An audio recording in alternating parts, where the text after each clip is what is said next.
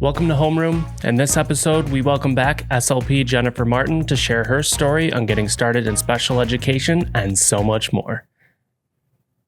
Today, I wanted to dive into what it's like teaching in the realm of special education, given your background as an SLP, so we can speak to people who might be pursuing the field or even people who are already in it, just, wanting to hear some other stories that are out there. Sounds good. Let's start with a brief overview of how you actually came into special education. I know we touched on that a little bit, but probably more in depth on the process and what that looked like getting your start. My mom was a director of special education, had been a special education teacher, so that world was not unfamiliar to me. And when I decided to pursue SLP as an option, I went in and got my bachelor's in speech and hearing sciences. And then you have to apply for different graduate programs. Most people apply for several because it's quite competitive to get in. So you want to increase your chances because you cannot work as a speech language pathologist without a master's degree. So that's a critical last step. Right. So, got into graduate school, and then that's a 2-year program. And once you're done with that, you have a year that's called your clinical fellowship. And it's not quite a year, but close. But you have your clinical fellowship, and that's where you can be employed at a hospital, a school, wherever an SLP can work, but you still have to have some supervision during that period of time.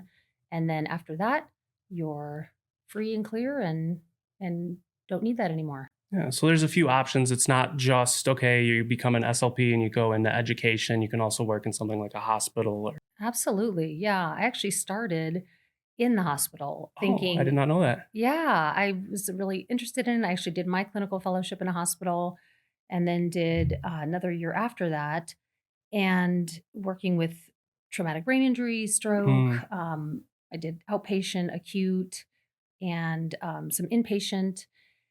And it was great. What I realized, though, was that hospitals are open year round.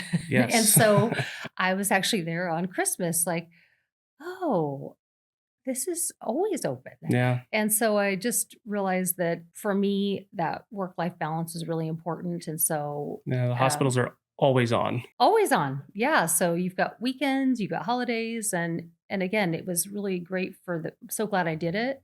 And it helped me realize that wasn't going to be where I wanted to be forever.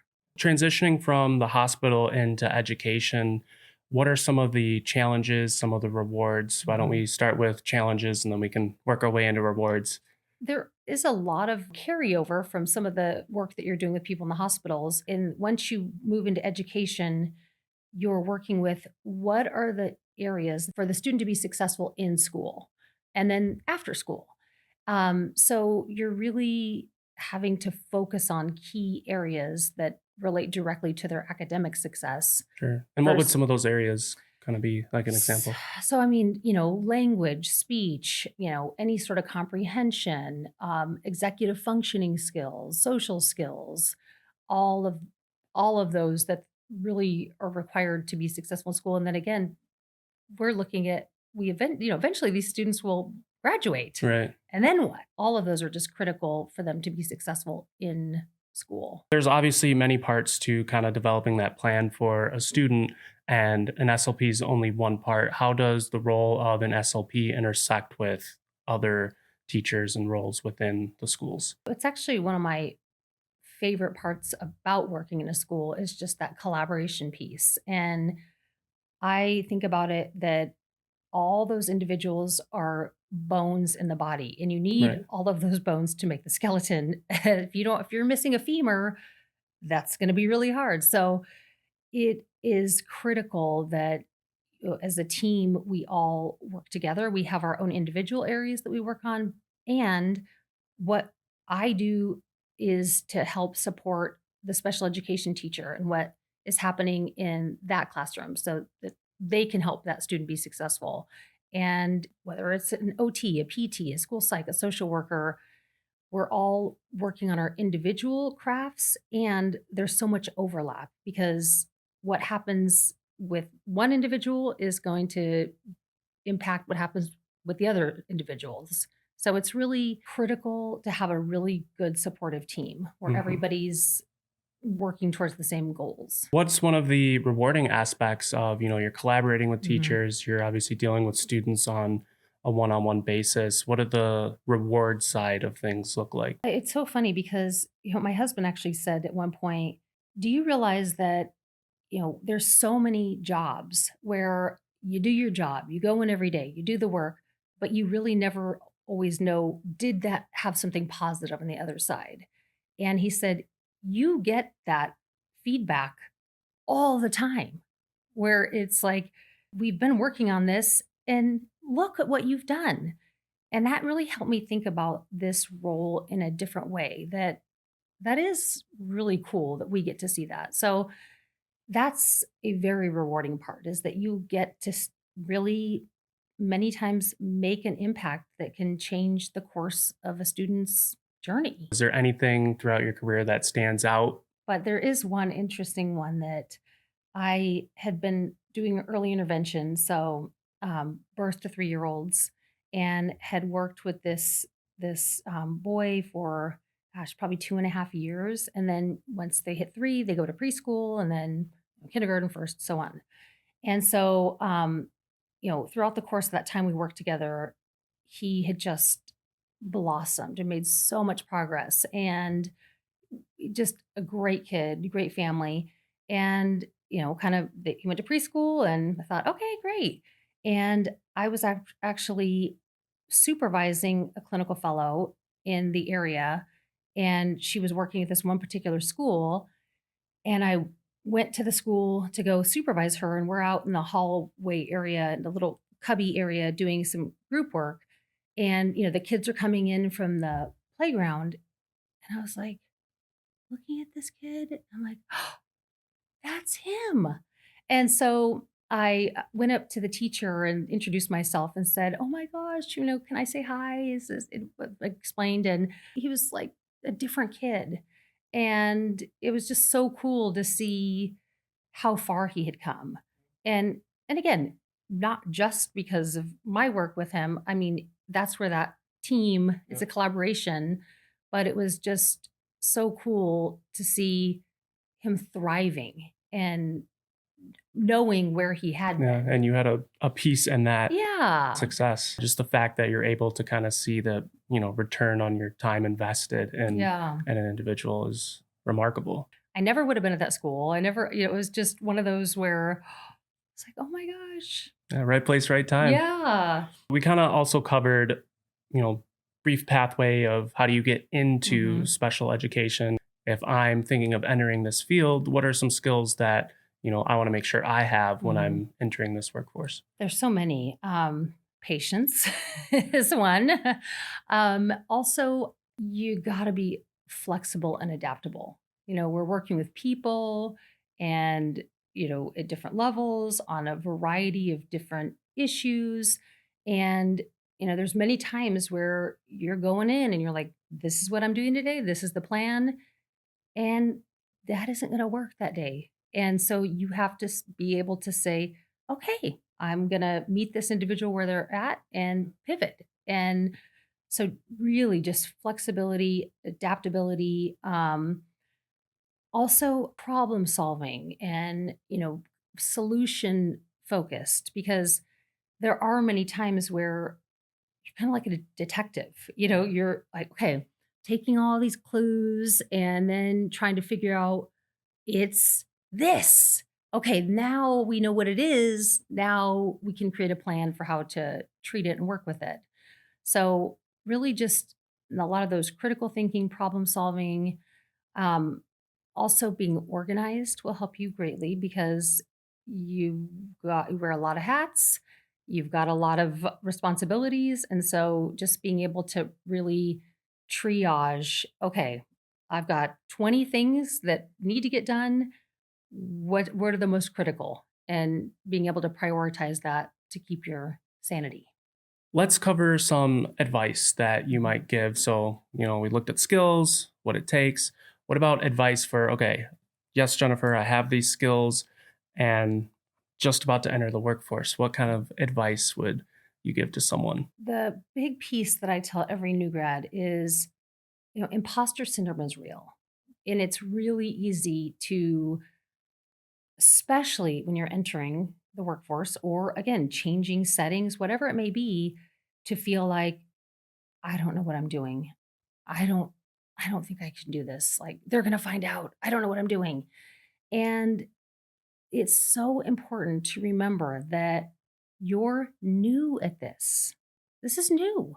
You've done all the prep work, you're ready, but nobody expects you to come out as a new grad or starting into the workforce having the skill set of somebody who's been doing it for 10 years. And I think what happens sometimes is that takes away the joy of starting something new, Yeah. and it creates a lot of stress and anxiety where it doesn't need to. It's you're learning, and just like when we work with our patients or our students as they're learning, we wouldn't hold it against them. But like it's day one in therapy. Right. Why haven't you completed these? It's a process. And so being patient with yourself and realizing I am not expected in any way, shape, or form to know all these things. I have to do it and do Mhm. it and do it. And then I'm going to get better and better and better.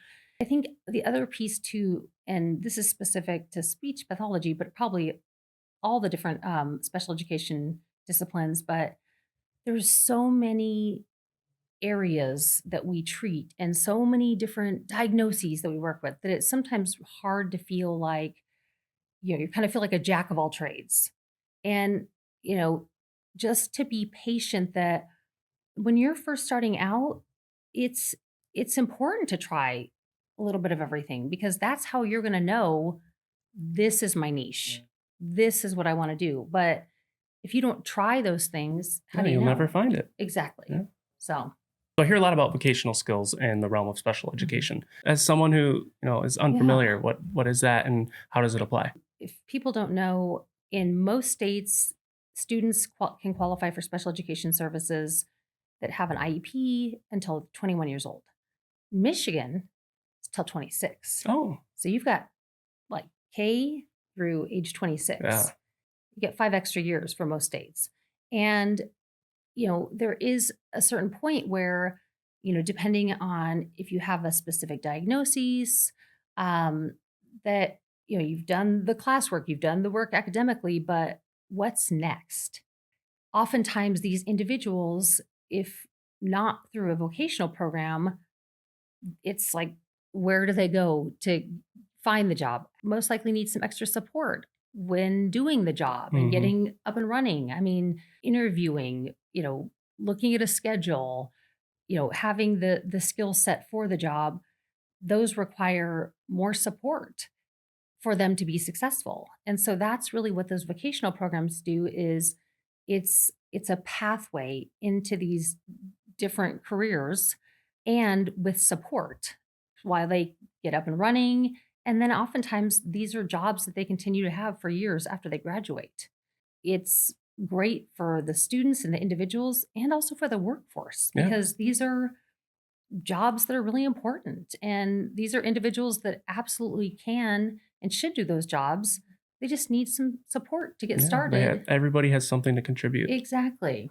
What types of things have you worked with preparing people to enter the workforce?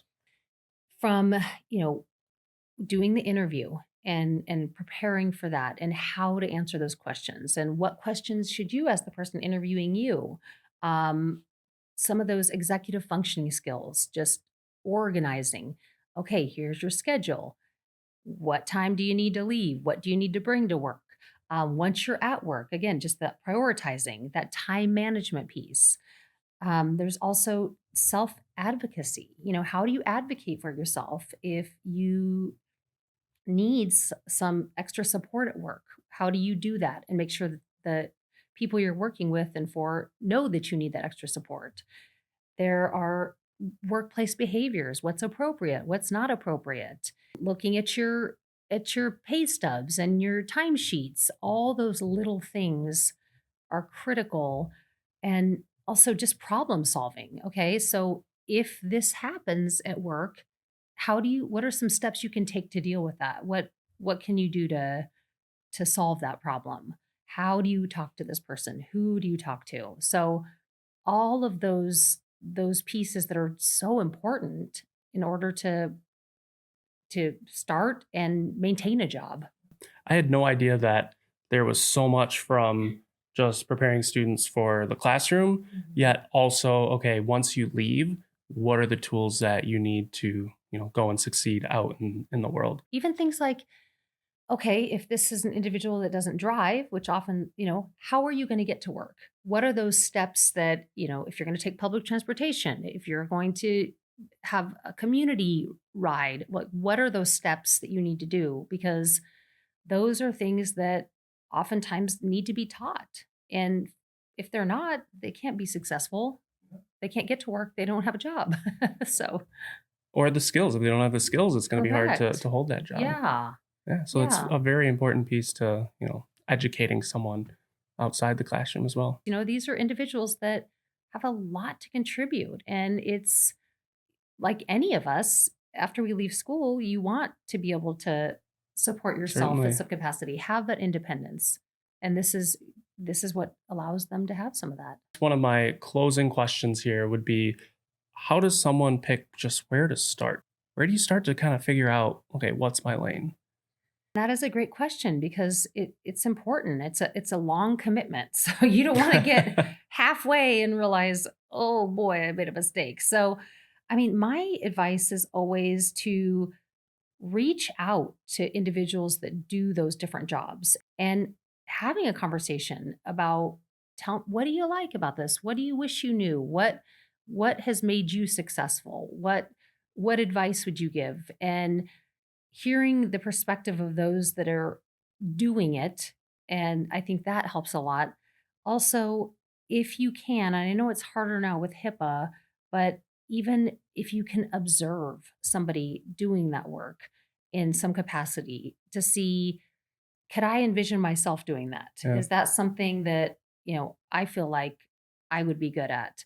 Um, and just really kind of getting clear on, yeah, there's that one Venn diagram. Have you seen it? Says what I'm good at, what I Oh, can the get. icky guy, what I'm good at, Yes. what I love doing, Yes. and then what the world needs. Yes. And Yeah. it's like putting what's in the middle there. Yeah.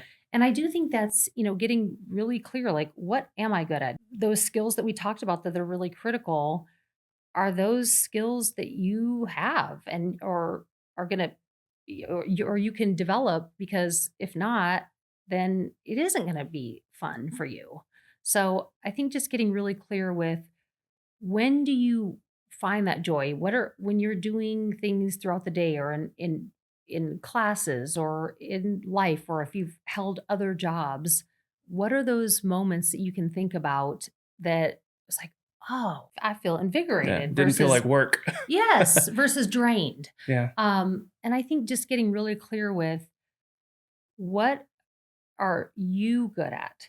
And what are those areas that you feel like, wow, this feels good. I feel like I could do this. And I think that'll help you figure out within those two things which discipline that might fit most in. Yeah. Well, Jennifer, I want to thank you again for coming in and sharing all of your knowledge. I'm sure any aspiring educators will be able to take some items that you've kind of dropped, little gems here and there, to pursue their special education career.